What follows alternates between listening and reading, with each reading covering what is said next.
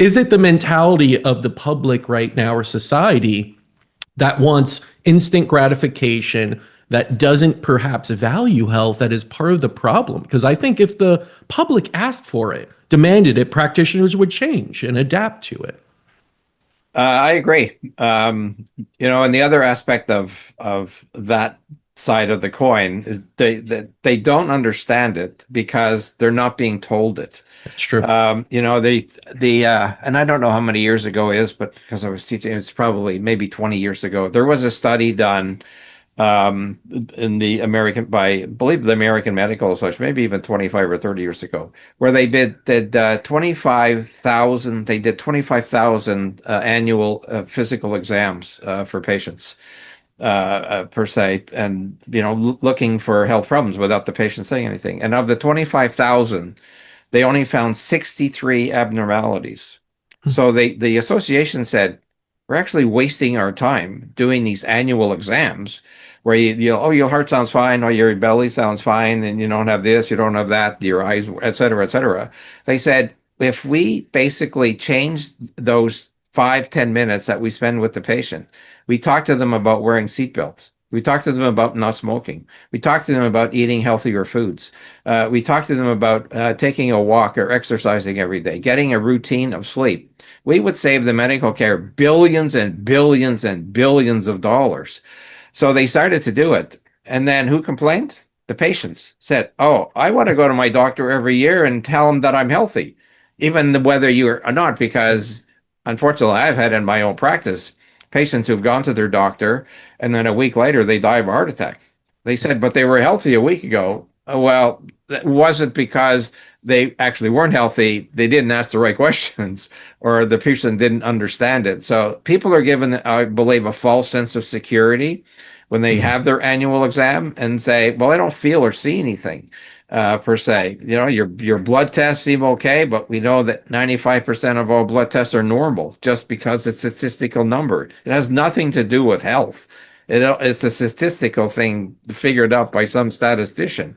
It's not about health. And, as a physician practicing this long, I've seen numerous lab tests.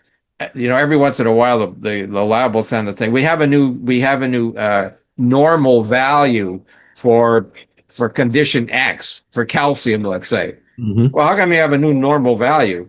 It's because the lab doing it did 10,000 tests, and they found that more than 5% of people fell outside the norm. So they widened the norm.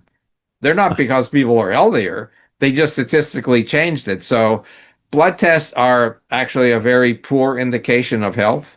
They're an indication of illness, but they're not an indication of health, which is why I think in biological medicine, where we focus much more on, I'll call it energetic type, diagnostic type things, and even functional medicine, as you mentioned, is taking a lot of labs and that type of thing. That's a moment in time. People say, do you do genetic testing? I said, I don't, but if you want to do it, by all means do it. I said, but what are you going to do about it? You can't change it. So are you going to do something about it? So I'll tell you what you need to do without the test. These are the things you'll need to do. This is what the test will tell you need to do. If you want the test to say, oh, well, I have more of a, I'm going to have this or that condition. I said, you know what you're going to have to do? It's not take a drug. You're going to have to change your lifestyle. You're going to have to eat better, exercise more, get better sleep, manage your stress, which is basically the basis of all health. It's not what you take, it's what you do. And which is the big emphasis of what I say to patients. It's, I'm here to help you. I'm here to be a guide, to be part of your journey, but I'm not here to basically do the job for you.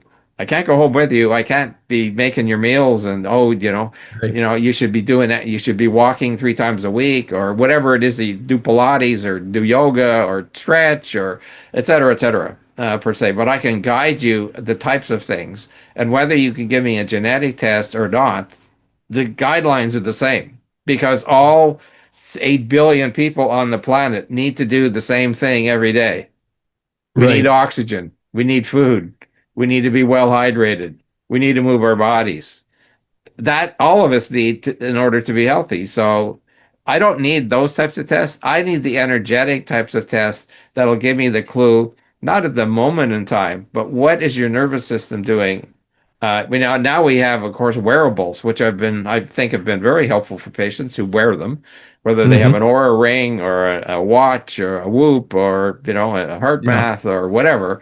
It gives them an idea. They said, "Oh, I had no idea that, I was stressed." I said, "Why?" Because, well, they'll think I'm stressed. Well, what does your body say? It Yep. is. So it's like, well, are you going to do something about it? Like what? Well, have you practiced breathing?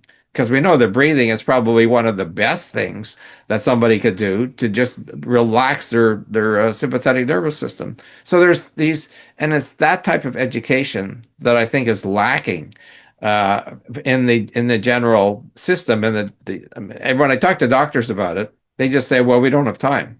We have too many Yeah. patients." So we don't have enough time to spend, and we don't have the educational resources. And unfortunately, a lot of insurance companies don't pay for prevention. They pay when it's broken, but they don't pay to prevent it from being broken, which is very unfortunate. As we know that 80%, something like 80% of money in the healthcare system is spent in the last 5 years of a person's life, as opposed to the first 70 years of their life. And if we somehow reverse that, we would have a very healthy population who is 70, 75 years of age, per se. Yes, one day we're all going to pass away. That's definitely true. However, we could pass away like the Queen did at 97, where 2 days before she passed away, she basically swore in the new prime minister in England, and then went to sleep and didn't wake up. It's Yeah. like, wouldn't we all love to be able to do that? A very viable woman, 97, still fulfilling the duties that she had. That's what health to me is all about. Quality Absolutely. of life. Yeah, absolutely agree with that. And it's so much more expensive to manage a disease than it is to prevent it in the first place. But we No. don't look at medicine that way. And to get back to your point, because I've seen this so much because my father was overwhelmed when he started a private practice. It was just him, one nurse, one front person, right? And he already knew bioenergetics. He knew to test that way, whether it was with EAV or Vega machines or, applied kinesiology, O-ring testing, all Right. sorts of ways, right? You Right. could tap into the energetic system. And he said, "Why am I running all these labs, waiting weeks for a downstream snapshot when I have the patient's intelligence right in front of me to give me all I need to know?" However, as someone that's spoken to so many patients that have gotten better also, they often reflect that they wish they had some additional confirmation of the bioenergetics, right? They want to Right. see it on a printout from a lab. They want Right. to do it. So many would go off and do it on their own or find a functional, come back with a binder full that would they pass to my Right. father, and he would say, "You got better. What are we doing here? Why are you doing this?" You're almost looking for things that are wrong in the snapshots when Right. upstream all is well and it will go downstream sooner or later.